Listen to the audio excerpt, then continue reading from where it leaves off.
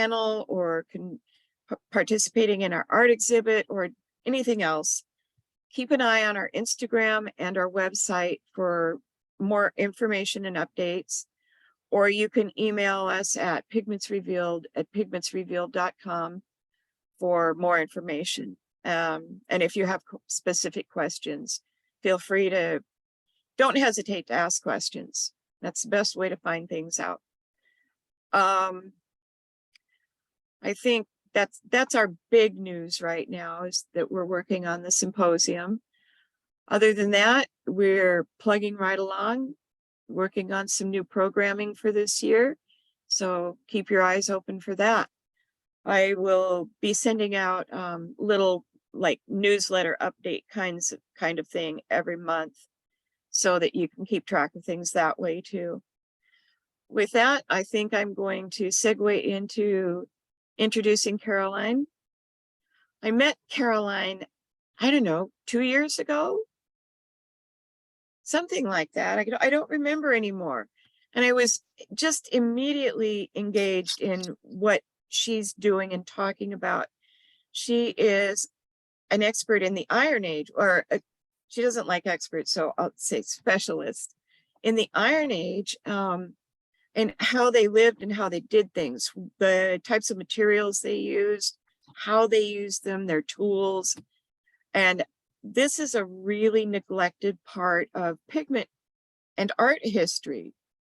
But if any of you have ever seen some of the just stunning jewelry that they made during this period, it gives you an idea of their creative and technical capacity. These were not people, you know, making things just out of, you know, rocks and sticks. They were as creatively adept as anybody today. They just had very different circumstances in which to create, like no electricity and running water and, you know, pencils and crayons and all the other stuff. I'm going to give you all Caroline. She is absolutely incredible. I adore her work, and she is just a wonderful person. So everybody welcome Caroline Nicolay of Pario, Gallico. Thank you so much. I'm going to try to speak as clearly as I can. I've got a bit of a cold, and try to not cough and everything like that.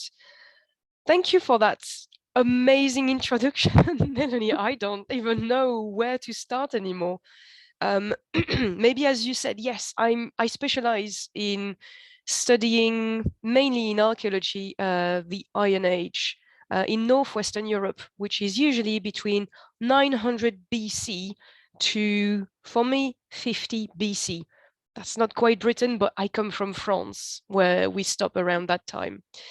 So that's kind of my specialty. As you were saying, I look at the clothing, what people ate, how they built their houses. And at some point, I just wondered how they were painting or decorating their shields many, many years ago when I was doing some reenactments. And I wanted something nice to play battle in the field with the boys and the girls. And very fortunately, that has been a rabbit hole I never stopped falling in. It brought in the question of pigments, tools, materials, binders, surfaces, art, geometry, decoration. Then I'm mainly interested in wall paintings now. So now that I figured out pigment making, binders and brushes, I need to figure out how they were making the walls. So now I'm retraining in natural building and historic techniques. So life is full of surprises.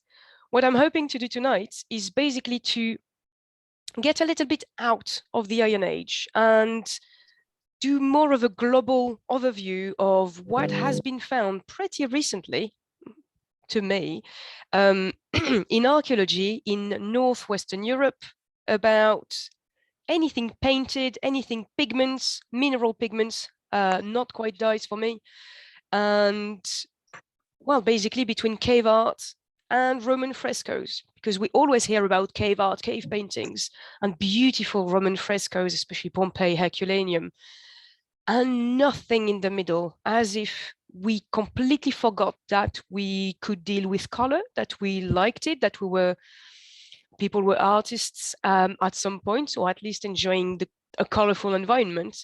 It just disappears, especially when you're talking to schools, visitors, or people who are not into that specific kind of pigment appreciation or very in-depth archaeology about that specific subject. So without further ado, because that's already quite a lot, I might share my screen and start the PowerPoint. It's mainly, if I manage, bear with me, up, click. So far, so good. Up. Wonderful. So I don't know if you can already see all of this. Yes, you're fine. Melanie says yes. I'm following you. So here you go. Yes, as Melanie was saying, I run Pario Gallico. I do living history and experiential archaeology, which is looking at archaeology from a specialist point of view, reading archaeological reports and all the very big, intense research and complicated to understand kind of things to extract the information I want, then put it into a physical form. So recreating clothing, recreating paintings, objects and things like that for the public or visitors or people coming on courses and workshops to get an approach to archaeology that's an experience, to basically test things out, and these things are recreated from archaeology. If that didn't make sense, don't hesitate to ask me questions at the end. I realized a few minutes ago that there's an awful lot of slides to this PowerPoint. On the other hand, there might be a lot of text, but you don't have to read it. It's mainly to show excellent pictures. So first of all, when I'm talking about the prehistory or the Iron Age, that's quite good to have a really a timeline for, say, Britain, the British Isles, North, Western Europe. So again, France, Germany, Belgium, Switzerland, Denmark, Spain, etc., etc. You might notice already that there's a huge upper Paleolithic and then Mesolithic, the Middle Stone Age, and then Neolithic, New Stone Age, Bronze Age, Iron Age, etc. I usually am into the Iron Age, but color, the history, the archaeology of color starts way before that. And if Tammy Hotchkiss was there, she would go even way earlier in time. But in Britain, we have at least the Red Lady, who's a man, of Paviland. I didn't put it in that PowerPoint because I didn't have the time, but it's mainly a burial. So it's a grave that is entirely covered in ochre. And we don't quite know yet if the grave had been covered in ochre, red ochre, powder, body deposited, covered in red ochre again. If it was a ritual, if it has practicalities, I won't get into that. I went straight a bit further into 20,000 years ago, which is again, way before my time in the Iron Age. But at least that gives you a visual aid to figure out what's the Stone Age up until the end of the Mesolithic. Then you have the Bronze Age. We'll talk a little tiny bit about it, and mainly the Iron Age for me. I'm so sorry. Basically, there's lots of dates. If you want to read them, you can have a look at the replay when it will be available. That's mainly for all of you who come from quite far away. That's a map of Europe. I come from the east of France, very close to Switzerland. And for the moment, I live in the south of England. And very soon I'll be in Scotland. And we'll talk a lot about Scotland and archaeology for the moment. But I included a lot of largely northwestern Europe. So I would make a line in the middle of France and everything that's north of that line, especially Germany, the Netherlands, Denmark, etc., all that big bubble there. That's mainly my area of research, she says, and going straight away into something that is neither in the right area or the right time period. But I really wanted to show that to you because it fascinates me. That comes from Spain, the Peña Calera textiles. And there are two pieces of textiles that dates back, as you can see, 2400 BC, so 4,000 years ago, in the Neolithic, the end of the Stone Age. Right. Found in a small cave, two of these textiles, especially number 5 that you can see very orangey pink there, are colored. I don't say painted, and I certainly do not say dyed, but they are colored with cinnabar, which is very, very easy to find in that area of Spain. The mines are really just there, but people have used cinnabar to either rub or paint or do something to color their cloth. The interest for me here is these cloths are some, if not the earliest evidence of woven cloths in Spain, they're also the earliest ones and the only one I know of that is actually colored with mineral pigments. It seems to predate the invention of dyes, which brings the question of, did you see some minerals that are colorful, use them in your everyday environment, and suddenly discovered or decided that you wanted to color your clothes? If so, I don't know how they did it. I don't have any ideas of binders, but if that's the case, it would probably be complicated to wash your clothes and keep the color on. Have dyes been invented to create a color that's more permanent? That's my question. There you go. I have nothing else to answer from that. Nothing more for you guys, unfortunately. But at least it gets the brain to twirl. That's the second thing. A shell horn. Again, not the right time period. 18,000 BC. That's way too early for the Iron Age and what I usually do, but it's the only wind instrument, and it's made of shell, that is actually painted. And archaeologists have found red ochre dots and lines made, it seems, with a fingertip. I don't know personally, but the exact same decorations are found in the cave where that object has been found. And I find that really interesting. There's Bison. It's down in the south of France, very close to the Pyrenees. So again, not in northwestern Europe as per. There's a bison there that has been painted or made just by dots. It's all dot work. It's a very specific form of artwork. So I thought some of you might be interested in that. Again, completely out of the right time period. I usually have a lot of questions about cave art and the materials. Genuinely, I have not found anything related to paintbrushes or tools of the sort. So it's mainly what we can think about that were available at the time to make into paintbrushes, little tampons, crayons, things like that. What we have found, so for the moment, all of that is from Dordogne to the southwest of France. Something that could be a paint pot. It could very well be a mini mortar. We'll talk about that later. There's an ochre crayon, as archaeologists call them. The pigments are the ones used in the majority of cave paintings, but they are not from the right time period. They're just modern ones. And a little stone lamp from the same time period at the back, but a different site, still in France. So if you fancy learning a bit more about cave art, that won't be the talk for you, but this is a little tiny explanation. We're getting closer to the right area and the right time period. I worked my way through that. This is the one item that I had never heard about until up to a few years ago, and that genuinely is incredible. They are wooden paddles for canoes, for boats, that have been found underwater in Denmark. Well, I mean, on some islands in Denmark. Some have been found pretty recently. So the top left one there, I do apologize, Horsen Fjord. I think that's pronounced like that. I won't try the other one. I learned it a few minutes ago and I already forgot.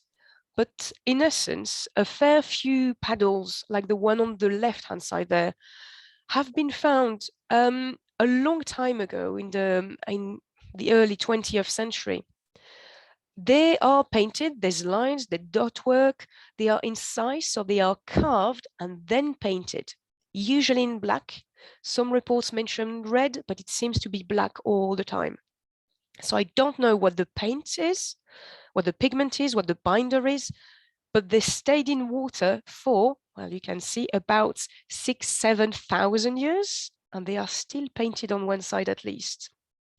So I would like to know the recipe because that is a very good paint. The newest ones are usually painted completely black on the lower half, and then there's only little lines. But how often do you find something that old, made out of wood, and still painted?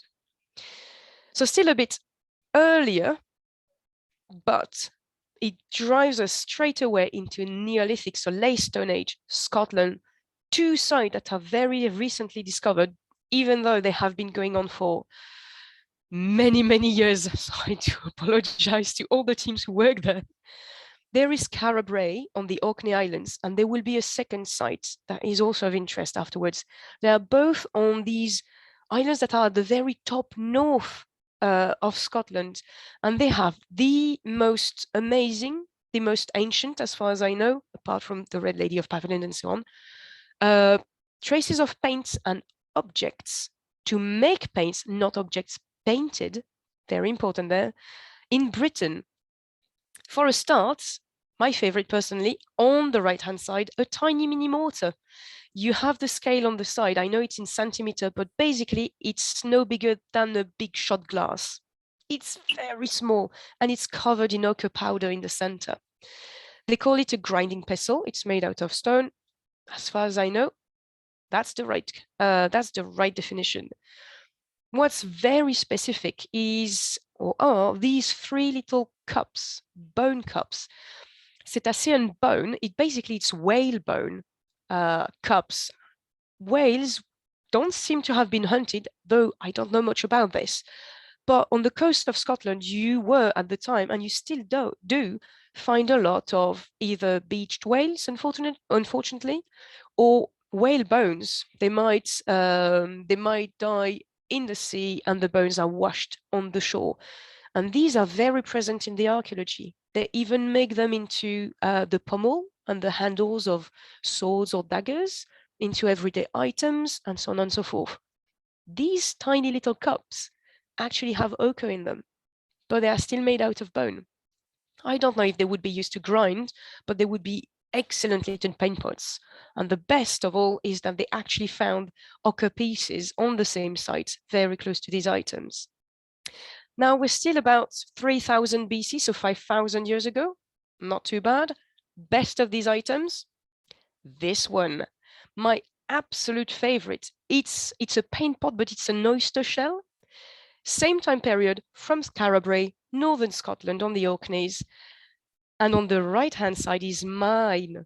That's my tool. It's my oyster cup. And I had never seen an oyster shell being used like that, apart from some medieval examples that are chucked at the back garden of monasteries when monks and, well, people in general were painting manuscripts. So you find traces of paints in these shells, but they just throw them away instead of washing them. They're so plentiful. This is the earliest evidence of an item that has been used throughout millennia for the exact same purpose that artists or people like myself still use nowadays. And I have the exact same traces of paint in it, and I cannot get rid of them.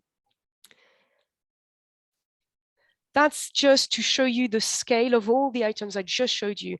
So the bone, the whale bone cups are actually quite big compared to an oyster shell, and the tiny stone mortar is the tiny square that you have on the side. So it's really, really small. So hopefully I will have a replica made of these objects this year, and we'll see how they work. I had forgotten about that. That's in Cheshire, that's in England. It's a connection with stone tools. It's a very recent publication, you see 2021. And these very, very flat polished stones have been found. It's not the best of photos, and I haven't found another one, but they are domed on the back and they really have a flat underside, or at least some of these have been found. Some ochre pieces have also been found, and on some of these stones, at least one, there's a trace of red iron-based color. So the question is, are these stones grinding stones for pigments? Were they used for an iron blade that then deposited some rusts, so being iron oxide from iron instead of hematite? I don't know. At least there's stones that are exactly like the ones I use to grind my pigments, and there's ochre pieces on the same sites for a late Iron Age site. So now I'm interested because that's bang on my time period, and it connects with other finds in Britain, especially in England. Much more exciting stones from many different time periods. Again, apologies, on the left-hand side, they are painted pebbles from Scotland. Many different places and actually many different time periods. They are not very well dated, not precisely dated as far as I know. A couple of them could be from the Iron Age. The rest of them are generally dated to the Pictish period. So in Scotland, it's after the Roman invasion. So it's after my time. I shouldn't consider them, but there might be some that are from the Iron Age, especially the ones with the little dots. And I compared them straight away with painted pebbles from France, the south of France, so very close to Dordogne, that have been found by the thousand. They have found a fair few, 10, 15, I think, painted pebbles in Scotland. There are thousands found in different caves in France, but they date to the Paleolithic, to the early Stone Age. So there's tens of thousands of years that between these two kinds of art, completely different spaces, kind of different colors. Usually in France, they are red, sometimes black. Around Scotland, especially there, you can see they are very reddy, browny, and black as well. I don't know what it means, but I thought I would show you this because from very different places and kind of different time periods, you find recurring motifs. And I know many people who are painting pebbles nowadays in the 21st century. Now is my favorite one, the Ness of Bradar. That's again on the Orkneys in Scotland. As I was saying, I mainly work on wall paintings, and there's very few evidence of wall paintings. None that I know of, apart from these at the Ness of Bradar in Britain. The ones I have are for the Bronze Age and the Iron Age in France, Germany, and potentially Denmark, but mainly France and Germany, especially Eastern France, where I come from. So these are painted stones from walling stones that have been found, again, in the Orkneys on Scotland. You can see the time period, about the same, always 3000 to 2,500 BC. They found a lot of hematite nodules as well, not just at the Ness of Bradar, but in many, many different sites around Scotland and the Orkneys. As far as I know, the pigments have been identified. The red and pink is usually hematites. There is some yellow, there is some limonite yellows, forms of clayish, ochreish, yellowish pigments. You have also black and white, and both come from, so the white comes from bone, and the black, which I thought came from bone as well, is actually lamb black or a soot component, it seems. So it's lamb black instead of charcoal, which makes sense. There's really not much wood and definitely not many trees in the north of Scotland. But it interests me to figure out why, when you make bone white, you don't want to make bone black and you prefer using lamb black. That's something I'll experiment with a little bit later on.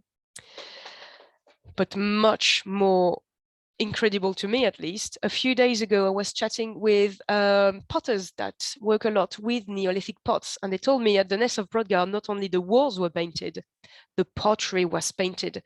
These are little examples of the painted pots. So they make them, they fire them, and it seems that afterwards they paint them, unless tests are needed unless you can paint with the pigments I just mentioned, and firing at a low temperature doesn't change the color of them. That's how they should look like. Personally, I'm amazed. I've never seen many painted pots apart from Iron Age ones that I will present straight away to you. They are beakers, so later on, closer to the Bronze Age pot, that seem to have been painted as well. And that seems to happen both in the Bronze Age and in Neolithic cultures all around this northwestern European bubble. So you go, as I said in the comments there, you have abundance of Scotland, Spain, Hungary for the Bronze Age, and you have the Netherlands with Neolithic patterns as such. They are always the same colors that you can find all around Northwestern Europe, in many other places as well, in that very broad time period, Stone Age to the Iron Age. Just in the very late Iron Age in France, I think I have one find on a wall painting that seems to have some Egyptian blue, therefore imported by the Romans or trade, etc., on a building that doesn't seem to be a house, but a cultural building. So the main thing is, for me there, you very clearly always have the same kind of colors for thousands of years. Black and white, red and yellow, potentially mixes, and weirdly enough, pink. Quite a lot of pink.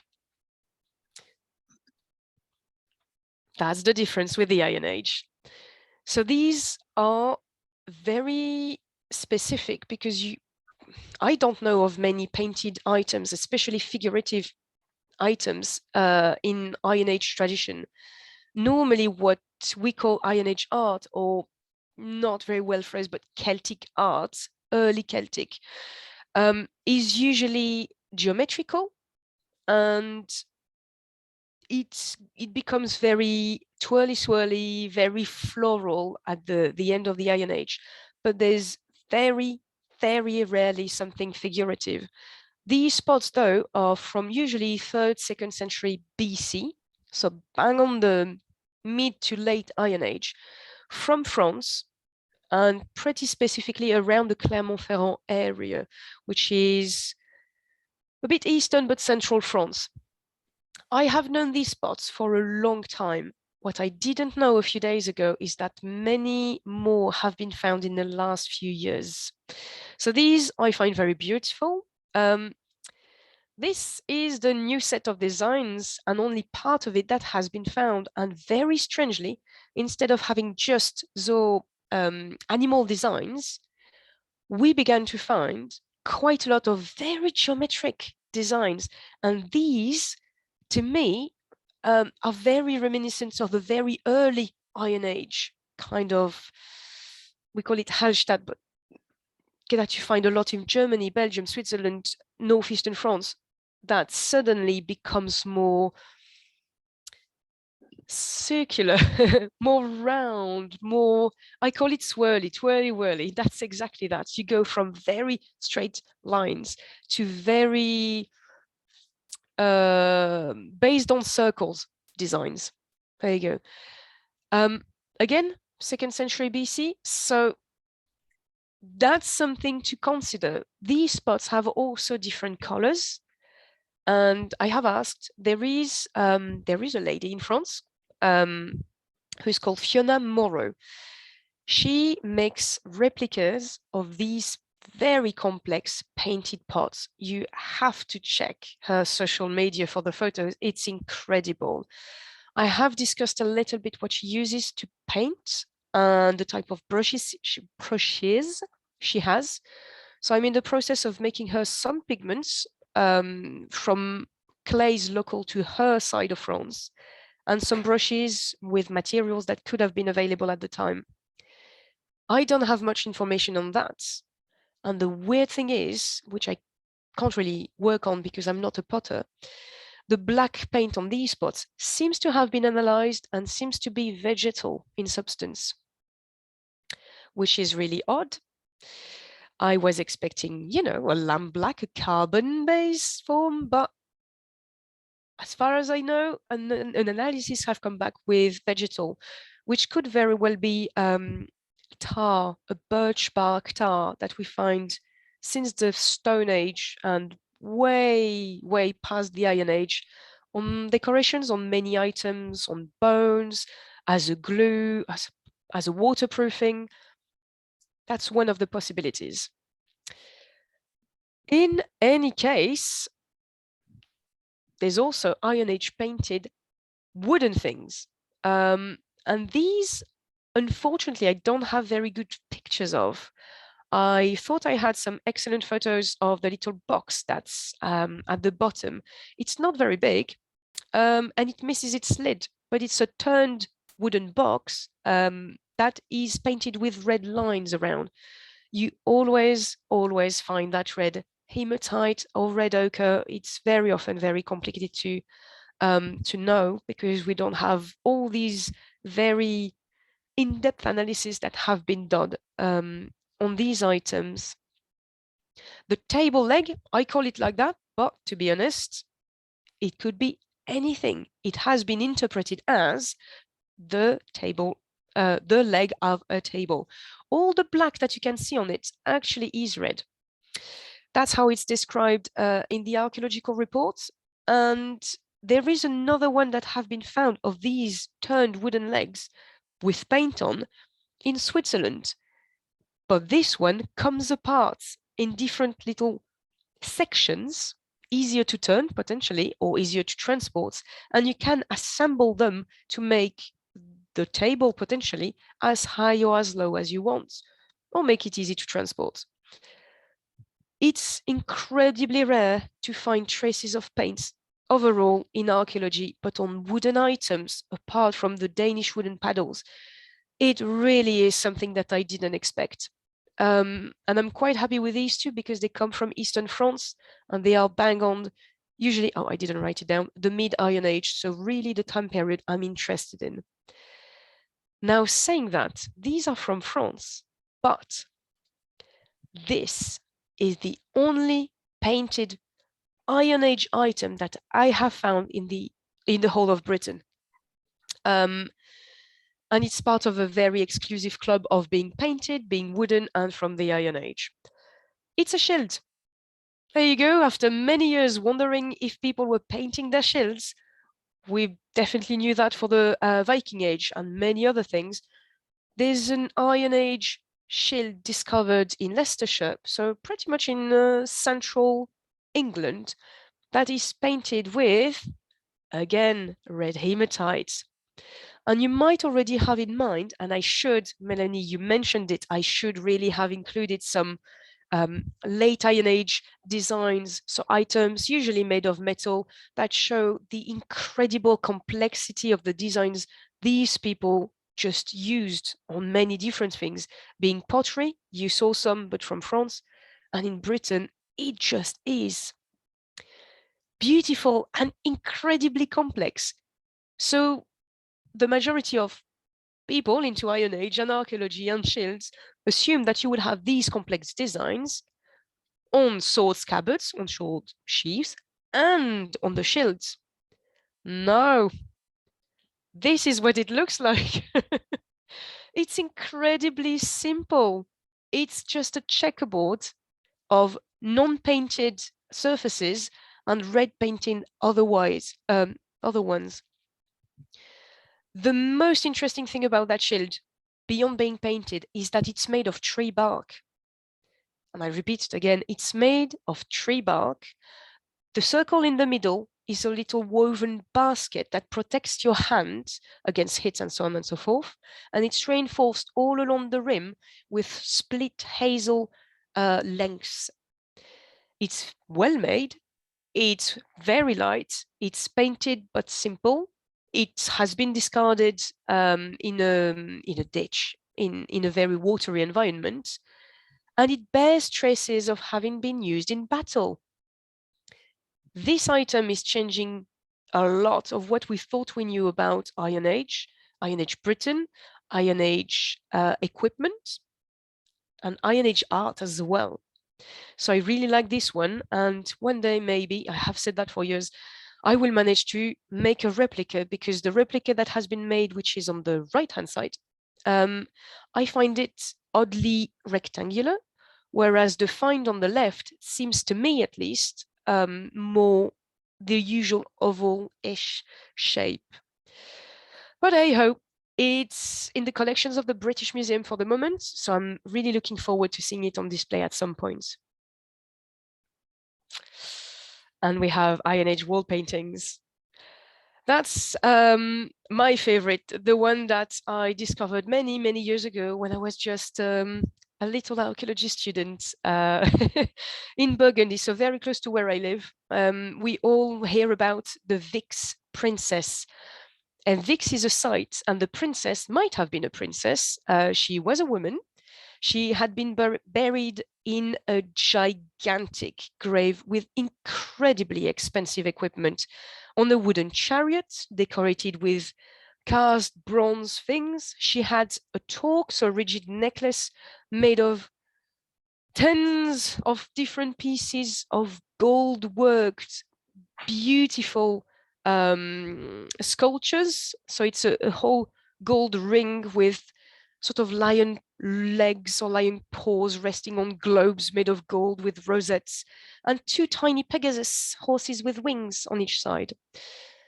So she can be a princess if she wants to. That's no problem to me. She, in any case, was fairly rich and important at the time.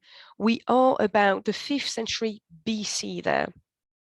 On a hill very nearby has been discovered a massive building and an entire town. But on top of that hill, this massive building that you see there reconstructed. Forget about the paint. There is red, there is yellow, but I very much doubt that it was made like that. But that gives you an idea of how huge that building was.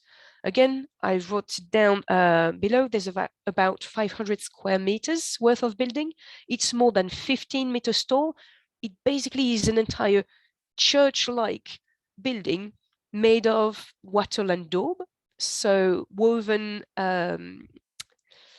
branches to make the walls, covered in clay and then plastered with clay and then painted with clay, which is a problem for archaeologists because everything made of earth and wood unfortunately turns back into earth, and you have to dig into the earth to find the earth. So the majority of the time is, no, it doesn't work. Everything is just different shades of brown or just disappears.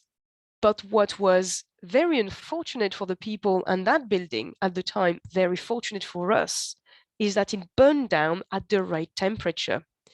And when your building is made of clay, of wattle and daub, with paints and plasters all made of clay, and it burns down, you find pieces of it.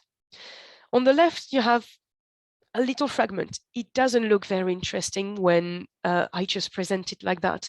There are different traces of colors, but mainly it gives us huge amounts of information about what's behind, how it was made, how the walls were constructed, and what kinds of colors people had on their walls.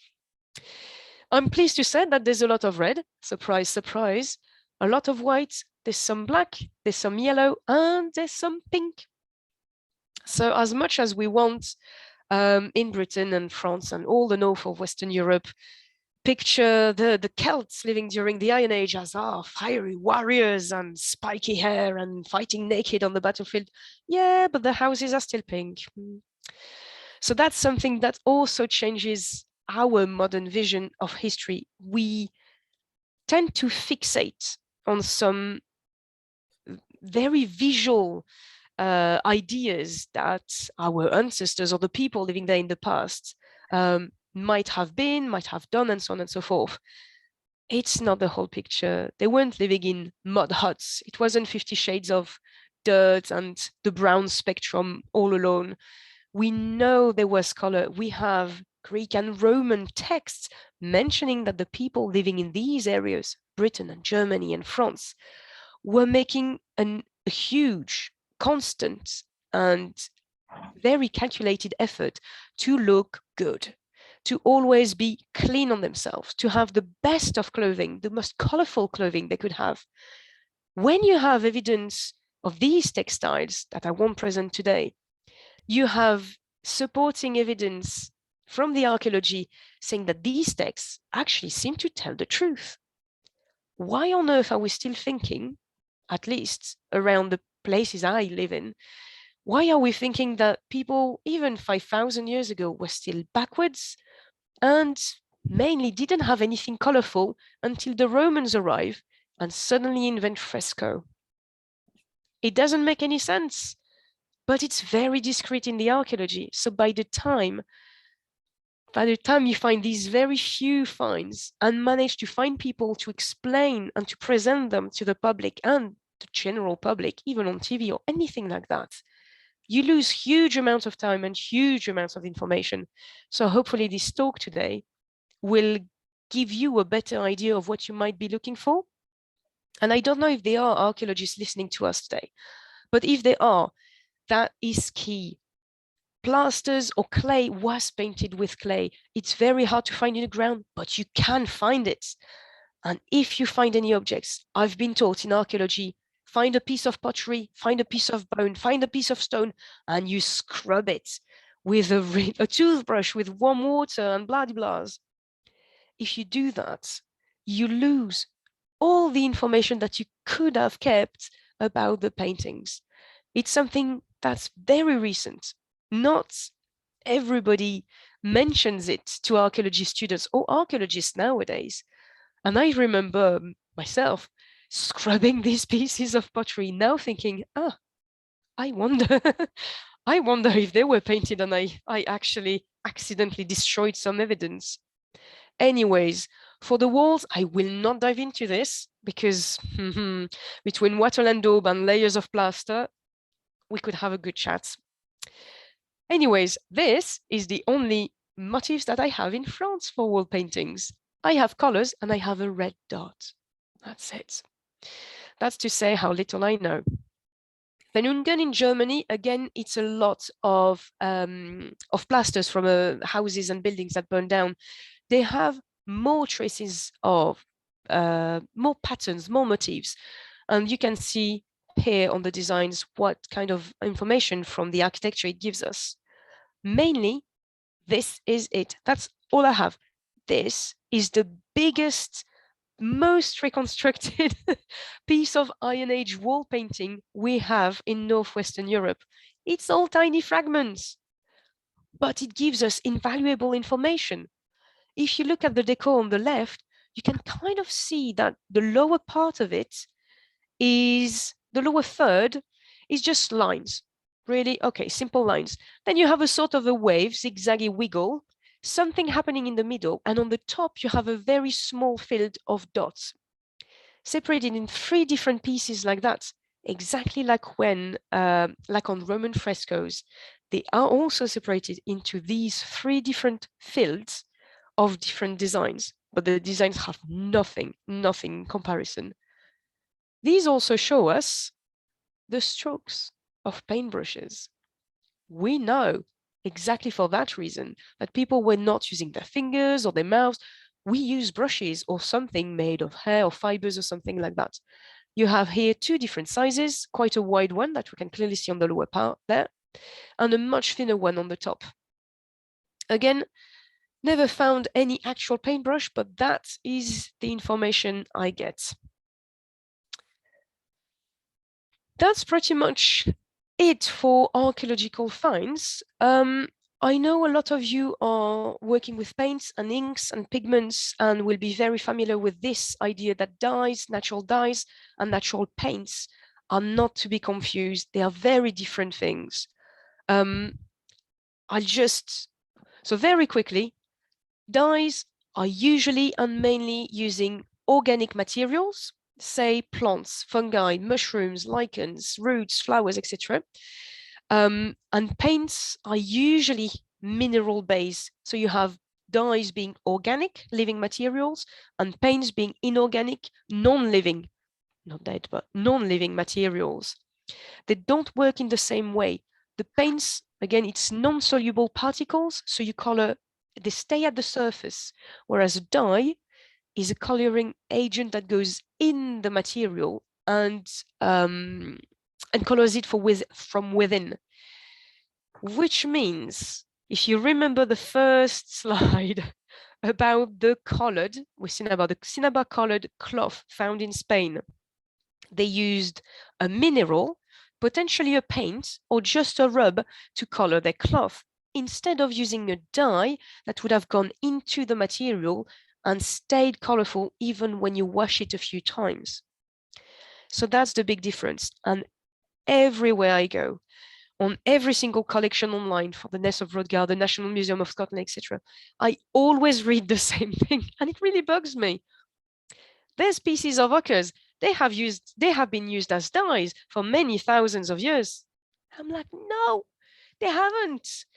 They have been used as paints, and you can't make that confusion. It's very different. You're not giving the right information there. It might be key for somebody. It might not be key for you, but it will be key for somebody. So, oh, here we go.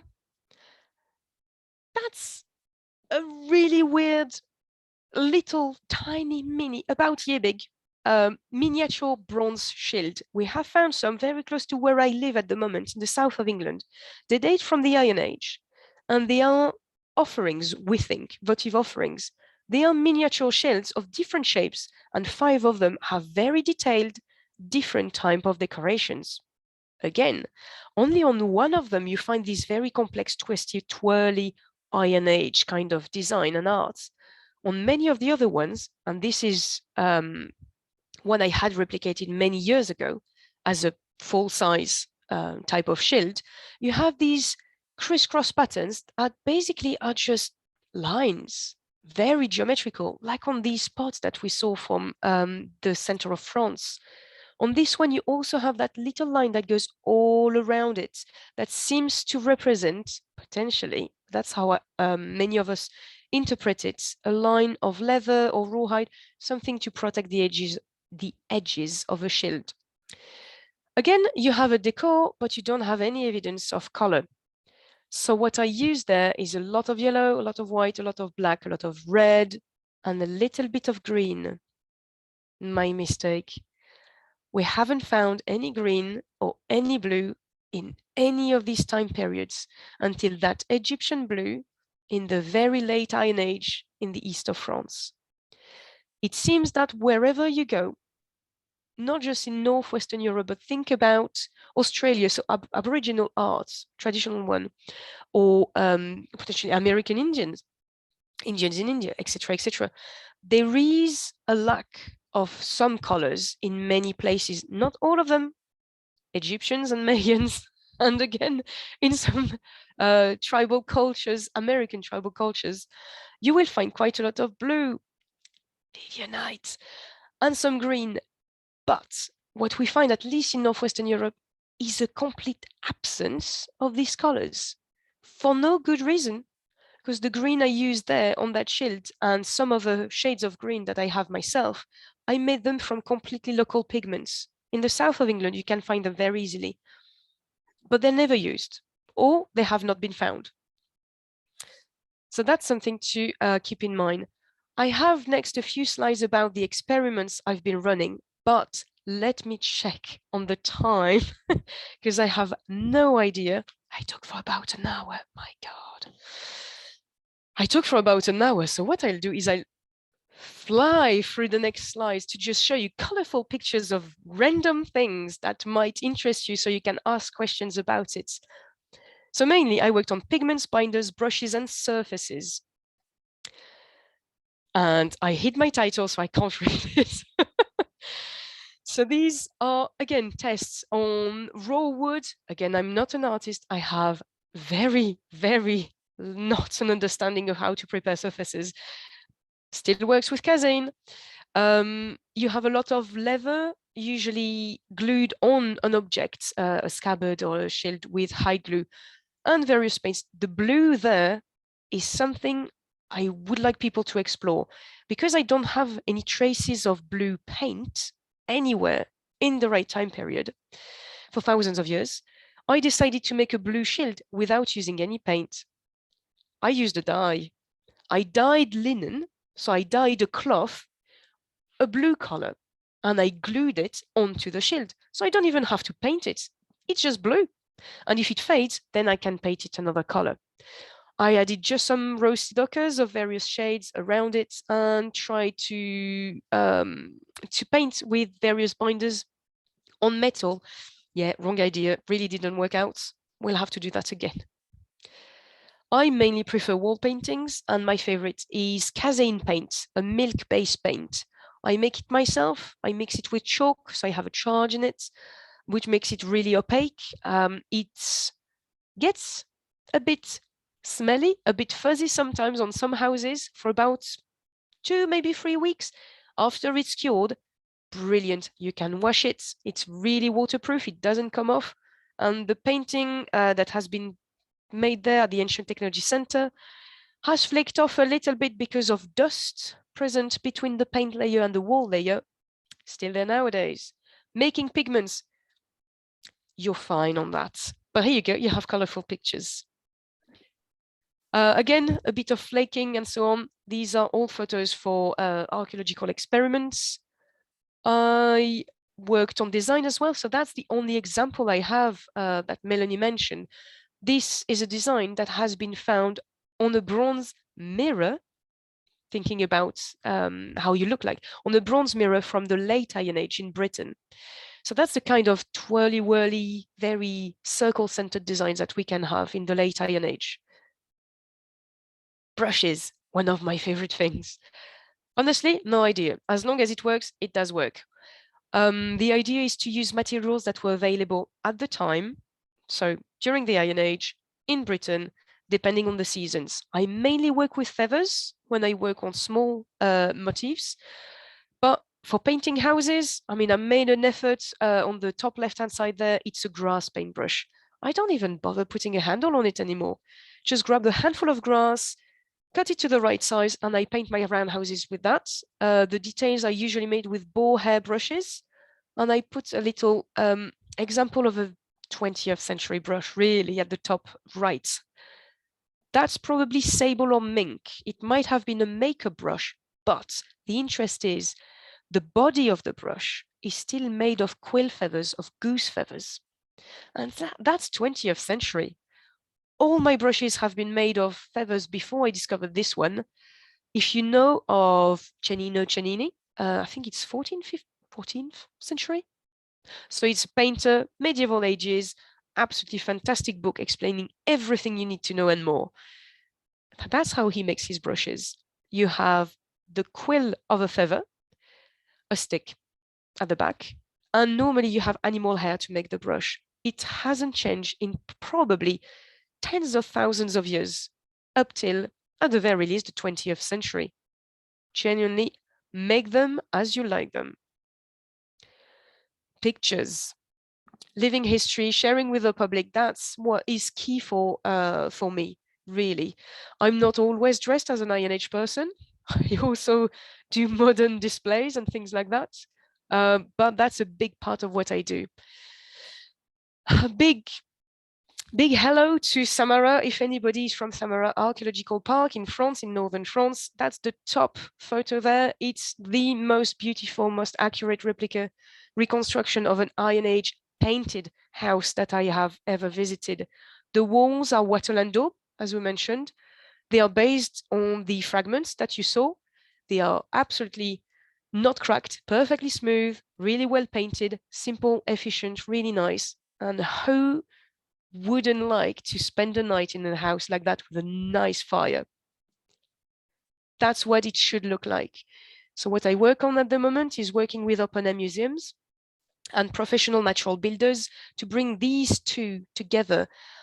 Instead of having, do apologize, but I work there and I also painted the wall. So the Ancient Technology Center, hello guys, in Dorset, the house has been made, the walls have been made mainly by children and school groups. So it's really nice as a project, but it will not reflect the skill and the craftsmanship that people in the past had. So it kind of gives that idea that it was not very well made, a bit sad, not very comfortable, a bit backwards, whereas the actual finds, the archaeological finds prove completely the opposite. And we can make these houses, these Iron Age houses, as beautiful as they were, but we need to put the effort in. More of them. Thank you very much for listening to me for so long and going through all these slides. Again, if you have any questions, I will be more than happy to try to answer them. I don't pretend I know everything, and I'm more than happy to learn in any case. And I leave now Melanie and probably Catalina to take questions and things like that. Yeah. You can put your questions in the chat, or we could hang on. Let me change my view. Do you want to stop screen share? Sure. That way I can see if any hands go up. Okay. I can't see this person's name, but she says, I would love to hear what your plans are for Scotland. For Scotland, so you mean my personal plans? Otherwise, Scotland, paint everything. That's my plan. Go to Orkney. I'm moving to Scotland hopefully fairly soon, in a few months. I have tried for more than a year now, and the star seems to align eventually. So I will be moving there, and I'm really hoping to work much more in depth on ancient paints and pigments there, amongst many other things, including Iron Age food and cooking.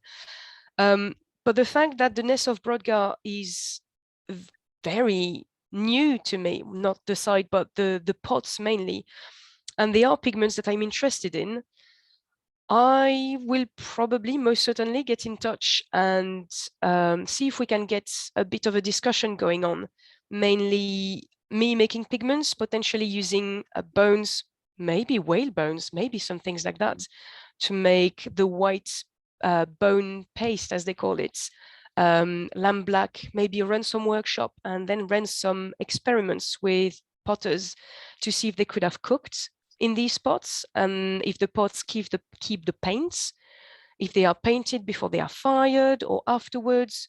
And there's a huge amount of questions about the decorations on the stones. There are some experiments that have been made, and they seem to me, yep, just spot on perfect. Because apart from the paint, I didn't show it, there's a lot of engraved decorations, geometry on the stones. The idea is you would have painted your walls and then carved little motifs. If you don't paint first, the motifs just don't show very well on the stone background. But if it's painted, it's beautiful. So my plan is to dive into painting in Scotland. Judy Jacob asked, can you describe your process and materials for making Kazan paint? Yes. So again, do not judge me. I am not an artist. I have no artist background at all. I found the recipe online, tried it, it worked. I never left it. The idea is to make cheese curds. So if you have, I'll go through the whole process. Get some milk from the supermarket.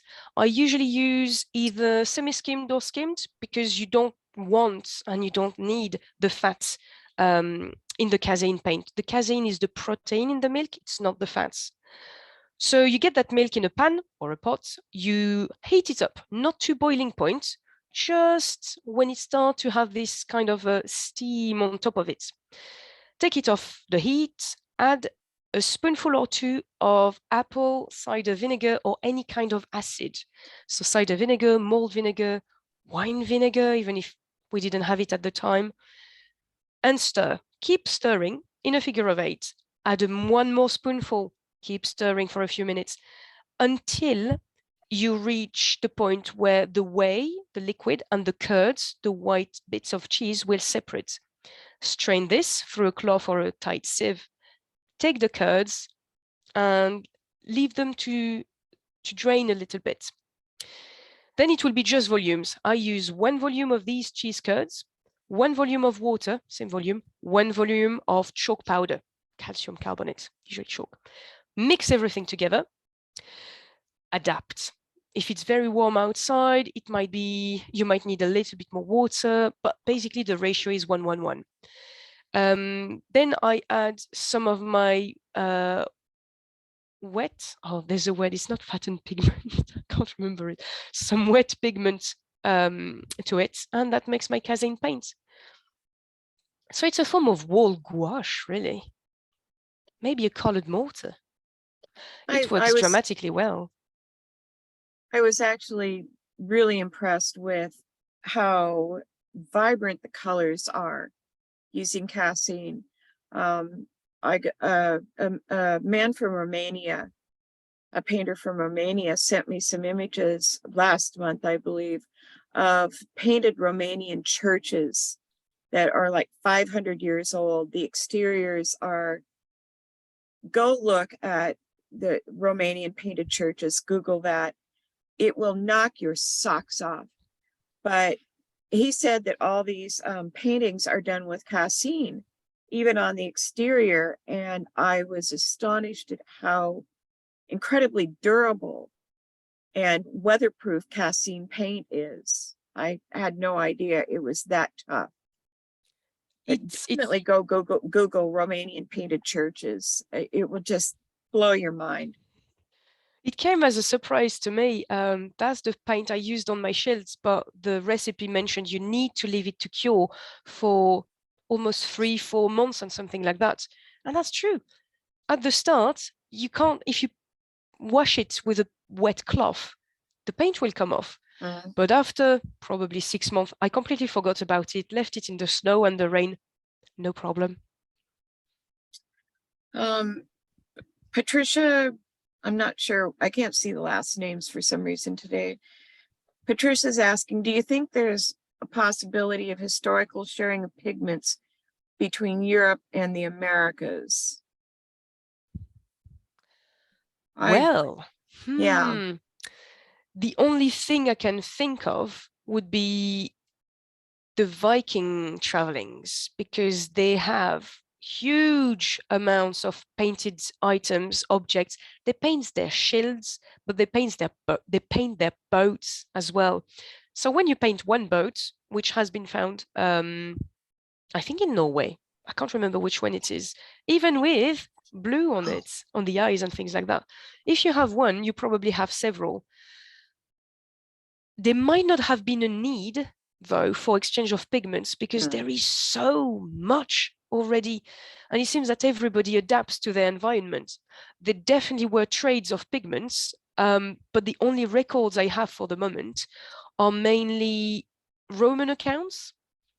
And I don't think there's enough in-depth archaeological analysis of the pigments we find to be able to make the difference between them. So follow a trail. I know Tammy Hodgkins worked a lot on the ochres, and there's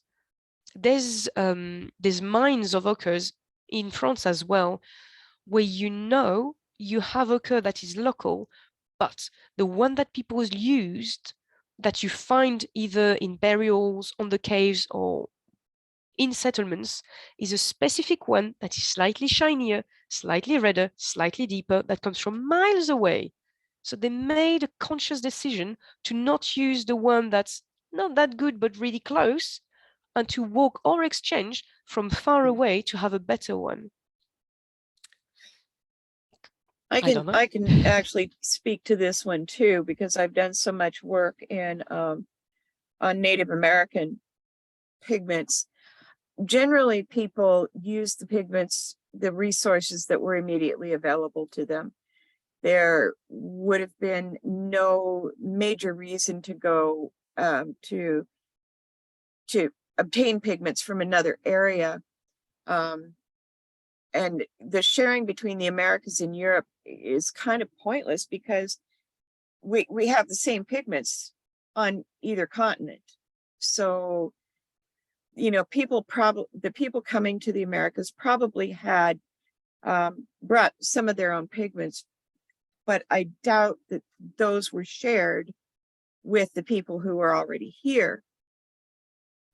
One of the things that I am working on right now is the idea, and there's some evidence to support this, that pigments that were here in the Americas anyway, pigments that were used for mundane use, just for daily use, were most likely obtained from one site, whereas pigments, say red ochre, used for ritual and ceremonial use, those were obtained from a special site. There's locally, we have evidence of this, where people went out of their way, they traveled a fairly long distance to obtain a certain pigment, a certain red ochre, from a very special site. And they took it back to where they lived, to use it for ritual and ceremony.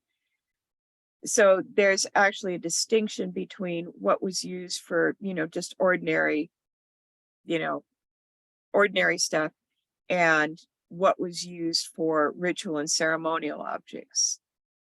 And I think that that may translate well to other parts of the world. There's indications of that.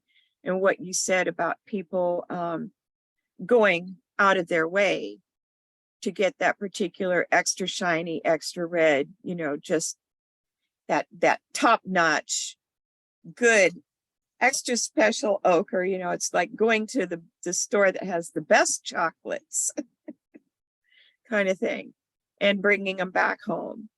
So I think that there's evidence for that kind of thing, but trade between, or sharing between Europe and the Americas, as far as pigments go, I don't think that occurred until well into the industrial age, when we had manufactured pigments, like Prussian blue and things like that.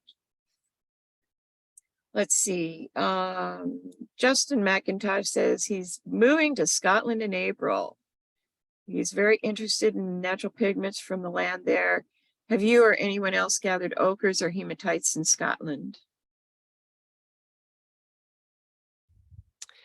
I know that the people doing the research and experiments around Orkney definitely have looked into that, and there's loads of hematite or hematite-based pigments up there.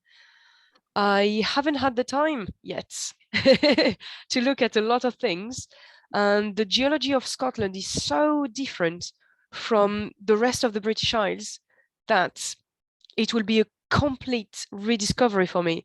So I'll be very sad actually to not have access to my kind of private little spots of beach down in the south of England, and I know where it is, where you have that yellow, that's the brighter, it's not limonite, which one is it? Jarosite, just this jarosite yellow there. Yeah. It's beautiful. And on the same beach, you have the pinkest of pink and the purplest of purple and some green. You just can't get better than that. And everything is pre-ground for you. I mean, now in Scotland, I know that I have found, it's mainly iron-based pigments, that's for sure. They seem to be iron black, and there are some old copper mines. So you might find some interesting little pieces of greeny, bluey, coppery things. Otherwise, I don't know more for the moment. I'm sorry. Anna Esteroth says, you may be aware that using red ochre inside caves and houses may have something to do with the red end of the spectrum being more visible in low light conditions. Yes, that's one of the ideas of archaeologists or paleontologists anyways, is exactly that, is that you have much more blacks, whites and reds and a bit of yellow. The green and the blue, you wouldn't see them, not very well. It has also that cultural connotation in some cultures, not all of them, that might make them colors that you want or don't want to use. Green is usually, in a lot of places, either associated with life-giving, spring, plants, or death, disease, and corpses. So you never know which kind of the spectrum you are or they were at the time. But personally, I think you're absolutely right. Green in caves, I mean, even blue, that, no, not with the light they had. It's usually not even the light of the day. You have to have lamps and the flames just don't show these colors. So that's, to me at least, and probably to you, the best explanation.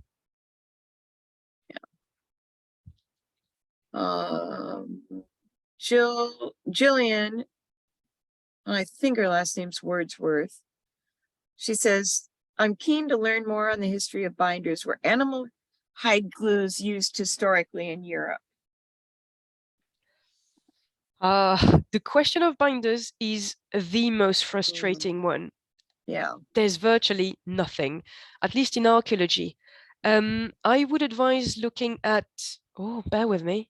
The Roman author, it's not Apicius, that's the cooking side of things. Vitruvius, that's it. Yeah. So looking at Vitruvius and Cennino and Cennini's recipes, depending on the time period you're interested in.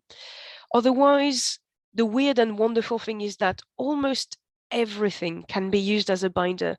If you have any fats, any complex sugars, polysaccharides or anything like that, or proteins, so pretty much anything but resins, even tree saps, even found on ground. Like cherry and birch saps.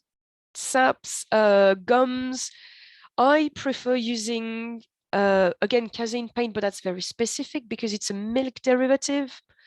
Egg, all the temperas that you want, even honey water, saliva, no problem. Yeah. Complex enzymes as well. Eyeball juices, Caroline Ross, hello. Virtually anything. What I would like to try is use more animal-based things because they work a treat on skin products. Yeah. On leathers, on rawhide, on things like that. Yeah. And most of all, they are also glues. So if you have a colored glue, it works quite well. I experimented with that on the hide or leather covered sheaths or scabbards and shields and so on and so forth, or sheaths for knives, and both very diluted tempera paint and animal glues work really well as long as they are well diluted. The only information I have about binders, and again, I could not find the article again, so I need to dive again and scratch at that. There is a cave in Spain with cave art, cave paintings. In that cave, not Altamira, another one, way less known, unfortunately.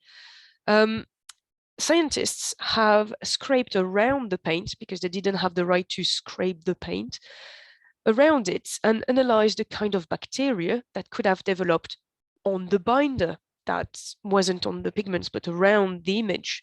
The thing that they found is that there was a bacteria that developed that only grows on dairy products. The problem is that cave art is way before what we consider the start of farming.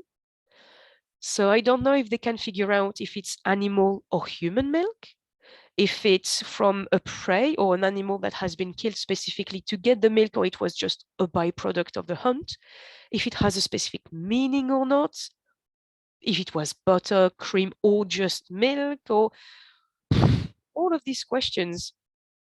But you could very well consider, or I personally would very, very much consider human milk. If these paintings have effectively such a meaning that it would be connected to childbirth or just big moments in the life of a community, why not? One of the things that I do a lot of work on leather, and one of the things I learned many, many years ago that the Omaha Native Americans do is they'll take a piece of like tanned deer skin for a garment, and instead of using a binder, they just dampen the area that's to be painted. You just dampen a small area at a time and you rub the pigment in, and it is surprisingly durable. It's also really easy if it wears off, over many years, to just add some more pigment. But the one binder that I use, I mean, across the board for all leather work, other than doing that, is a hide glue, some kind of a collagen-based glue, because you already have collagen in your leather. So when you're painting on it with a hide glue, you're creating almost a double bond. You know, your paint is wet, so that's helping to release any of the collagen that's left in the hide, but you've also got collagen in your paint, so you've got this double binder going on, and it works very effectively.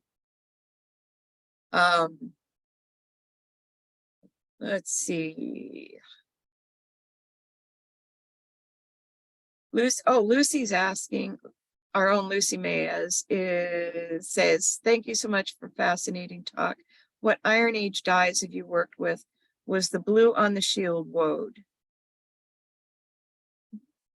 Yes, and I was hoping that nobody would pick it up. Yes. Not with this group. Yes, I used woad.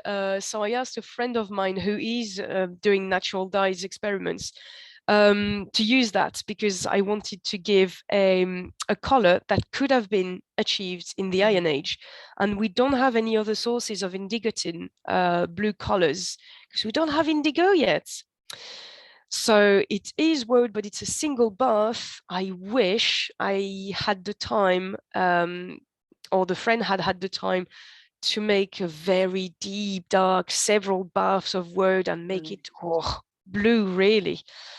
But that didn't happen. So it stays like that. And for the moment, under the hide glue base, it seems to not fade, or not that I could really see in the light. So that's quite good on the light fastness side of things.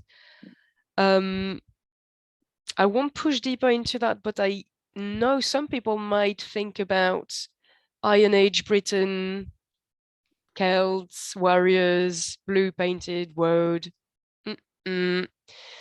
That is a side of my research that I haven't talked about and don't publish, because it's a topic that is very close to many people's hearts in Britain, and it has been hard. It has been hard to discuss archaeology with with the idea that my ancestors were painted blue with woad and they were warriors and all that, and a very kind of almost nationalistic kind of pride. But there is a huge amount of research going on, and you can pretty much get to the point that no, it's just a massive myth. It seems to come from mistranslation of Caesar's text in the 1690s in England, conveniently, when the Indigo Wars start to happen and the local woad producers lose a huge amount of market and money to the newly imported indigo that's bluer, cheaper, better, that arrives from China already at the time in the 17th century. So the north of France and the south of England, so all the woad trade just disappears. Strictly speaking, it just completely dies off because of the import of indigo. And that's the moment in the Latin translation of Julius Caesar's text, you suddenly begin to find the people living in Britain were painted with woad. It doesn't say that at all. It's never mentioned, not in the Latin original text. It's a translation that has been added potentially as the massive marketing coup. That would have been, that's really clever. But there are other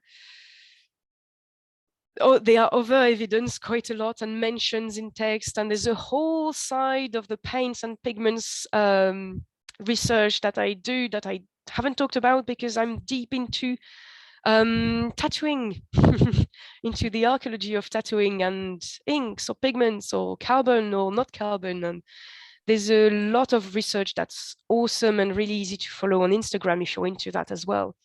Don't hesitate to drop me an email, but I'm not willing to to break anybody's dream, but if you see Braveheart, just picture it as red instead of blue. The same thing happened with madder trade when cochineal arrived in Europe. The madder trade, the madder production, and using madder for a dye was really big.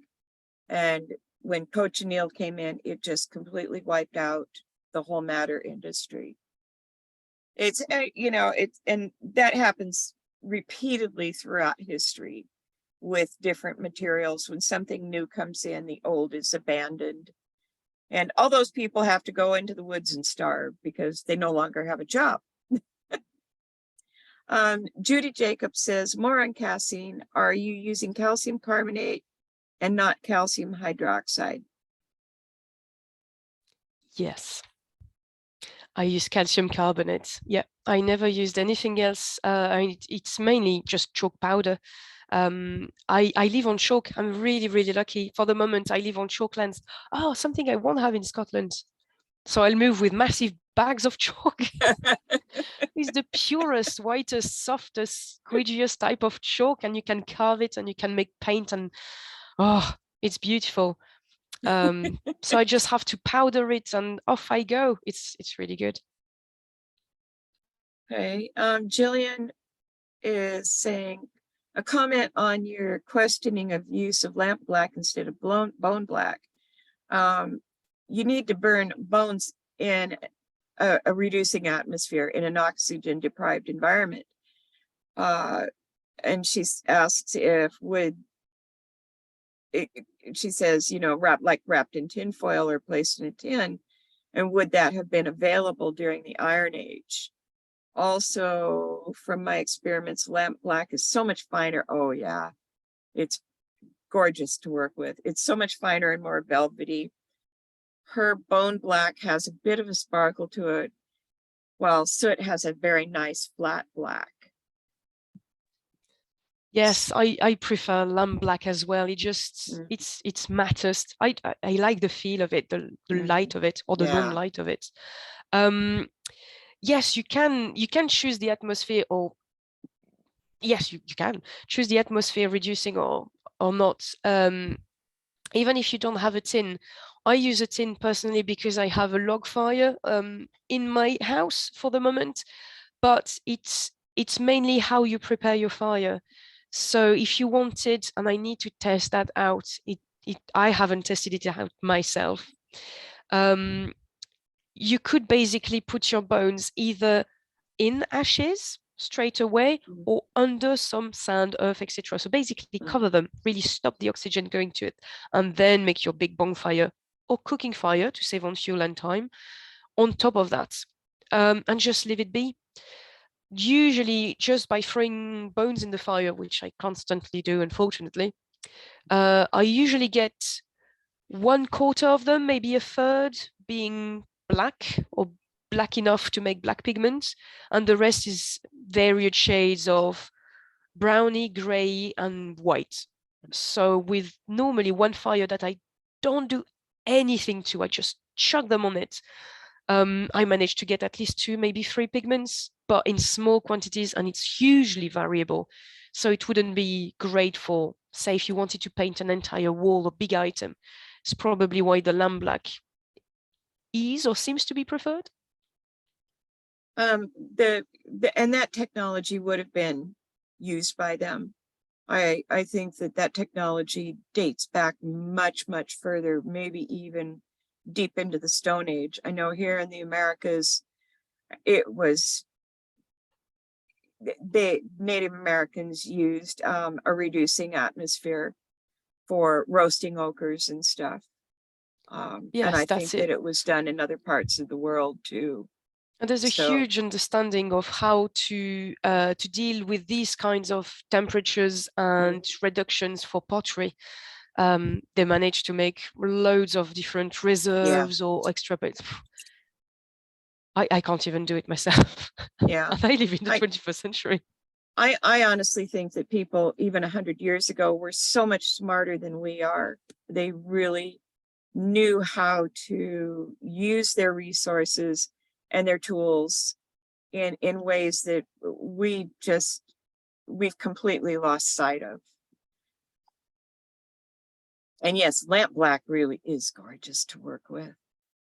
It's just absolutely amazing.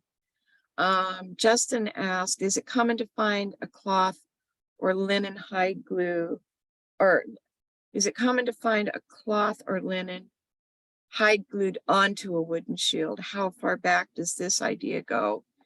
This is how I prepare wooden panels for tempera painting. Yes, it's very similar, and basically that's what's happening. So that's based on two kinds of trails of thought or finds.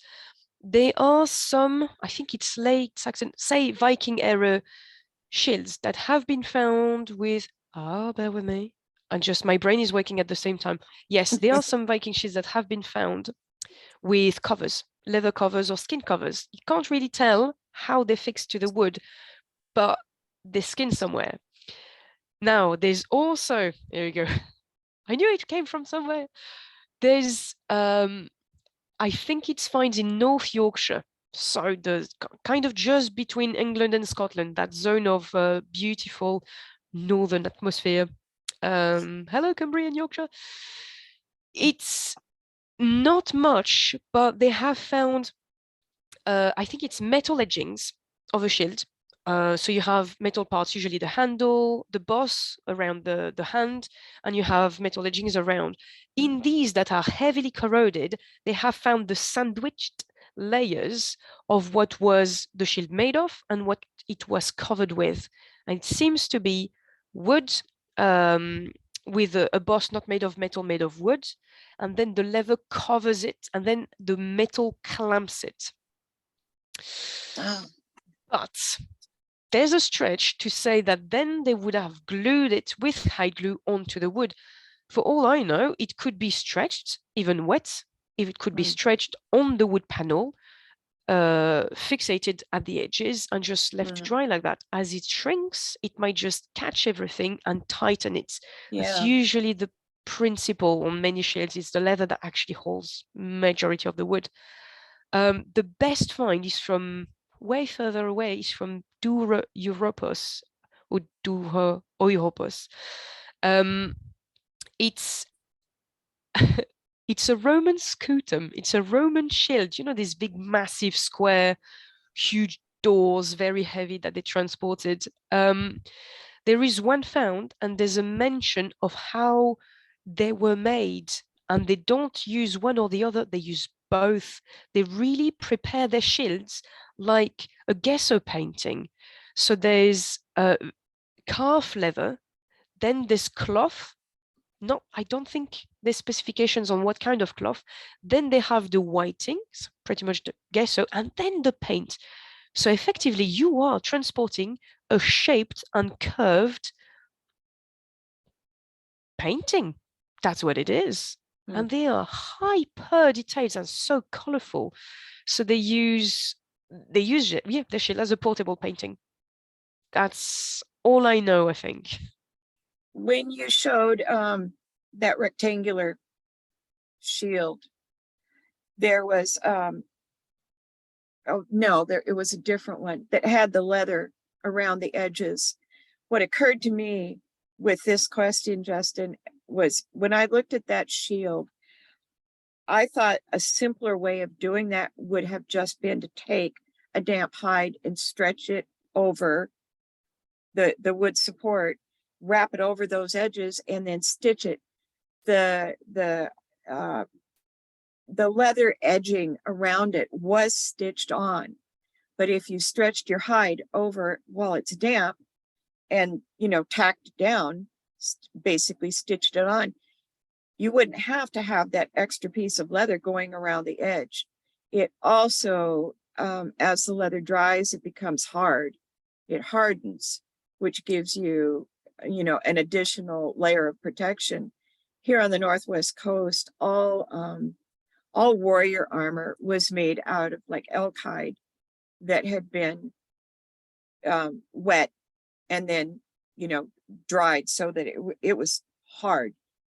it was so hard that when the Russians and the Hlinkits went to battle, their whatever they, they had guns at that point, but whatever the bullets were, I think they were, I don't know, musket balls or something. I don't really know, but they couldn't penetrate that hide armor. And they were just absolutely stunned that they couldn't kill these people. I think that's about it for questions. Lots of people. Oh, Jillian is saying another pigment she collected yesterday to experiment with is coal dust. Was that ever used as a paint pigment? I've never heard of coal dust being used. Has anybody else? Not that I Catalina? know of. Catalina, unmute.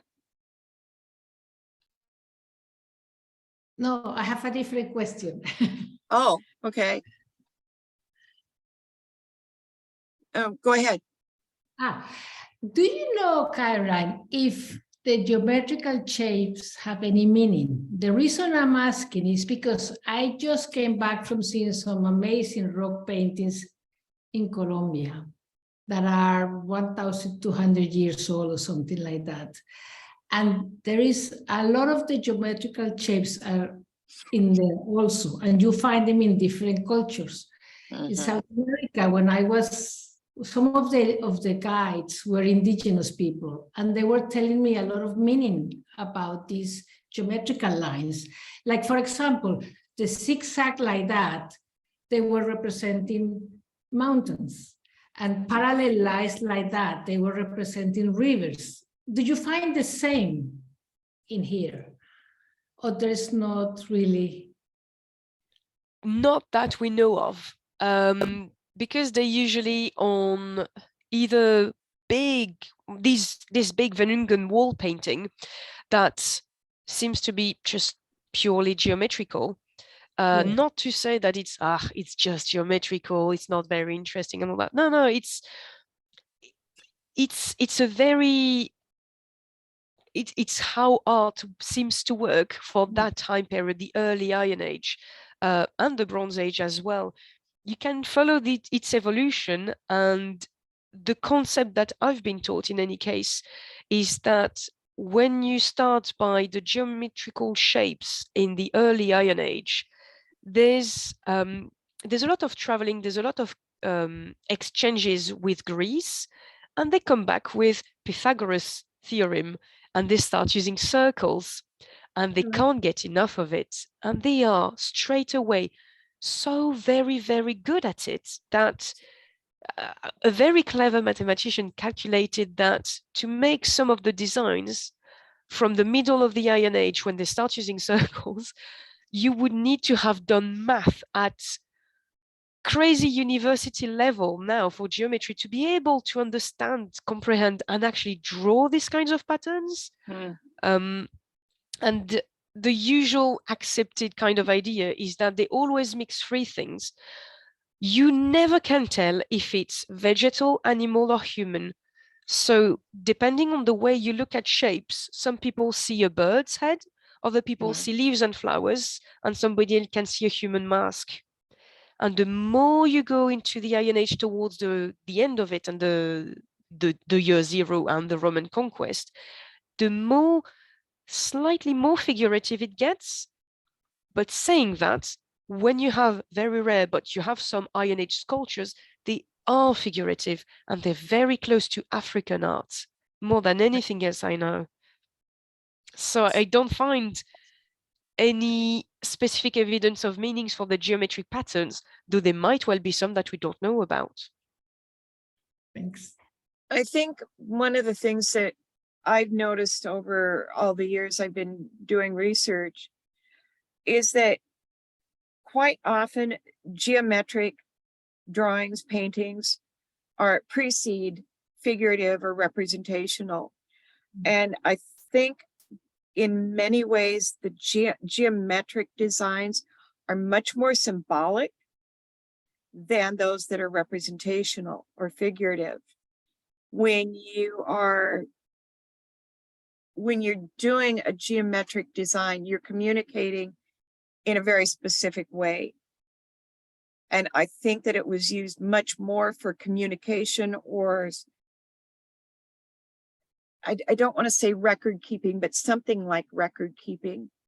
Whereas when you start getting into figurative and representational, animals and flowers and things like that, it becomes in a way more abstracted. Does that make any sense? Because I know looking at Yes, it native designs here in the Americas, but also in places like New Zealand and Australia, a lot of the work is very geometric. But later on, a lot of the early work is very geometric, but later on it becomes much more representational. And that's always intrigued me. And I think it has something to do with symbolic thinking. The strange things in the places that I saw is that you have both. You have very representational and you have the geometric at the same time, which I In the found same time period. Yes, they are these amazing huge walls painted. You haven't sent me pictures yet. Oh, I will. And they have both. I mean, I could put very quickly one in the chat. They have both at the same time. I don't know if you can see that. Can you see anything? Maybe not. I don't know. Not really. No, you have both together telling us a story. It looks like a storybook. So that's fascinating. Anyway, that was just curiosity. Una Nicholay, am I saying that right? I hope I am. She says mnemonics, memory keeping symbols, memory keeping through symbols. And I think that that's probably a really good analysis of that. And I know for a fact that here on the Northwest Coast that because the oral histories are hundreds and hundreds of years old, and they were repeated generation after generation, they needed mnemonic devices. And that may be true in other cultures. Generally, what I see happening in one culture is also happening in other places in the world in roughly the same time period. So I think that that idea is really probably dead on. Una, can you tell me how to pronounce your name? Oh, okay.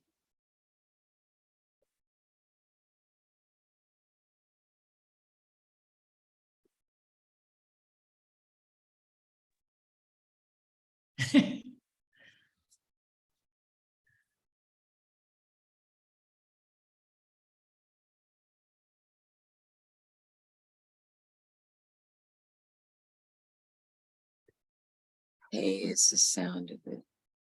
Okay. Una niche. I don't know. Una Nicholay.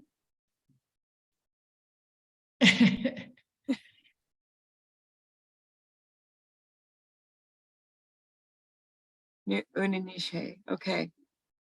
Hi. I don't know. All right. Thank you. I really dislike mispronouncing people's names. It feels rude. Justin? Yeah, Caroline, thank you so much for this talk. It's really great. I have sort of had one more question for you, I guess, which is maybe more of a philosophical question, and it relates to the experience of, pursuing knowledge, pursuing history through the practice of doing it, that it's very experiential, which I know that you focus on. And I'm also, occasionally will read these very academic, the spectral analysis of this parchment of this. And then it's like, I'm always waiting for the next part where it's like, oh, and then you did it, right? And they're like, no, we just shine the laser and then we're done. Like we wrote the paper and that's it. But I wonder, just sort of from your philosophical perspective of, as a human being and as a European, to actually, you know, do some of these things, and if there's like what it means to you sometimes to recreate something, or to be in that environment, or to use those tools, or to just sort of what your experience is like doing that philosophically, as opposed to just writing papers. Or I'm sure that you also do that, but you know, how those experiences sort of differ and feel for you. That's a super question. Thanks, Justin. I don't write paper. That's mainly why I choose the experiential approach. I'm just bad at it. I hate it. I love communicating face to face and talking about things and getting people to experience it, to do it, to feel it. Because I find that the written word is not everybody's cup of tea. I'm glad I read and I write and everything, but I've never managed to be very successful at school or not in writing essays, because I never went to school, even as a child. I Oh. never went to school.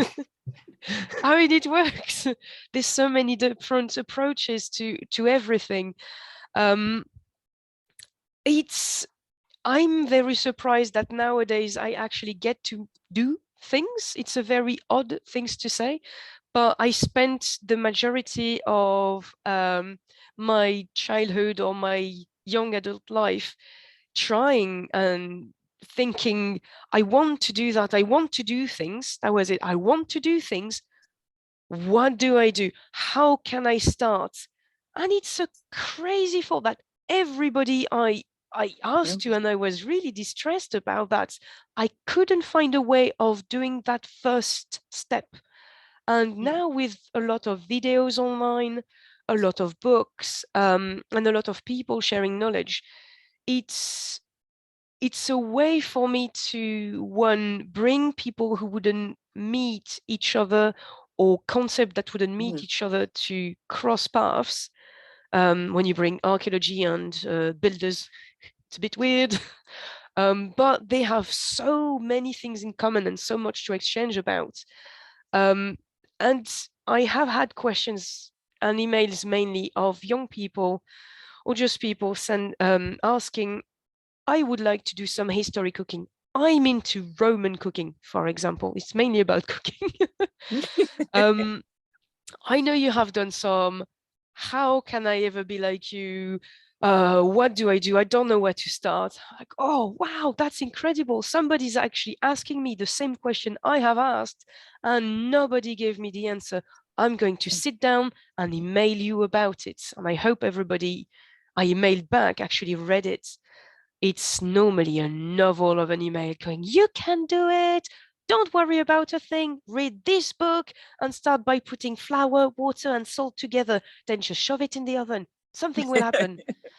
But as soon as you take that first step of actually doing something, there's a lot of fear maybe of the unknown. There's that mental barrier and that incredible, massive step, that gap, that it's a very falling type of fear that I've always felt, I think.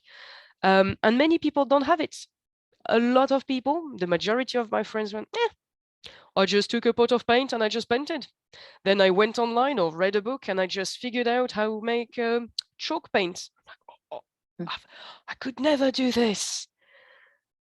So there's key, I think it's mainly books for me. I love videos though. Oh, you can't beat a good video. Some images or some books that I have encountered at the right time that were simple enough with a lot of pictures. I'm like a kid. That just made me want to do something so bad that I just sat there with the step by step going, step 1, take a pot. Step 2, put water in it. Okay. And it's that I would like to do. Try to get things that should communicate or should be some ways connected together to actually connect, and burst myths. That's my bugbear. I've done the Iron Age cooking mainly because, well, everybody thought you eat only bland gruel and porridge every day of your life before the Romans turn up. Thankfully, they turned up. Woo! Or exactly the same for the paints. Surely you can't have more than gray, black, white, and mud. But mud is all the colors of the mud rainbow. Hmm. So yeah, it's mainly that. I would like to do more. I think I've let myself not do enough in the last few years. COVID actually has been great and bad at the same time for me. And I realized that I need to do more crafty things, but I don't find a drive anymore for the moment. So I need to find that again. And I was saying to Melanie the other day, the sheer fact that she sent me an email asking about pigments, I went, oh, I forgot about this. Yes, of course. I had done that in the past. I should do it again. So I put together a PowerPoint in all the hours that this day today contained, to be very honest with you all, and discovered that I have so many more rabbit holes. It's a whole warren. I mean, you can't get out of it anymore. And now there's questions about how you paint a Viking church, and now Romanian churches. Thank very much. It never ends. I think it's just a big festival. Oh, hang on a second. I've got to share this in the chat. For those of you who may not know, we record all of our Pigments Talk episodes, and they're available on our YouTube channel for a month after the talk, and then they're available on our website for members. Here, I just put our link to YouTube link in the chat for everybody. But yeah, they are always available for people to watch afterward. We believe in sharing information as widely as we can and as freely as we possibly can. So I think that's about it for questions. Ibby Landfear says, thank you so much. Such a brilliant talk and a way of knowing, and very reassuring that bone black is as variable for you as it is for me. Yeah, we could probably take 100 people and each of us make bone black, and it's going to come out different every time. Catalina said, Caroline, thank you for a fascinating talk. I love how passionate you are with what you do. I really enjoyed it. Okay, with that, I think we're going to wrap it up. Hang on, there's one more new message. Oh yeah, Pario Gallico. Could you also put in the chat the name of the woman who is doing the reproduction of the pottery in France? And at some point, I want to talk more with you about the birch bark tar. That was an interesting little revelation for me. Elizabeth says, thank you, Caroline. Freaking brilliant. Thank you for sharing your research and making everything so accessible and exciting in this presentation. Okay. Fiona Morrow. All right. Okay. I want to thank everybody for sharing this time with us today. I was so eager for this talk. It has been one of my favorites so far, partly because it is a relatively unknown period, but also it's a period that that I am very interested in here in the Americas, working with native cultures. So hearing about it from another world perspective has been really informative to me. I've got lots of material now to sift through and start to, put into place. So thank you so much for that, Caroline. With that, I will let everybody go. Judy Jacobs, are you still here? I don't think so. I think Judy left already. Thank you, everybody. Anybody who wants to hang out for a couple minutes can. If you've got any comments or questions or just want to chat.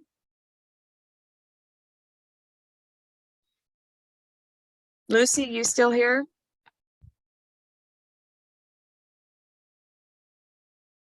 No, maybe not. Yeah, she says yes. Oh, oh. Well, turn on your video and your audio. Oh, Catalina, I absolutely love this site. I have seen articles and photos, and I cannot understand how they manage to paint so high, so long, everywhere. I just Unmute. can't. Unmute, Catalina.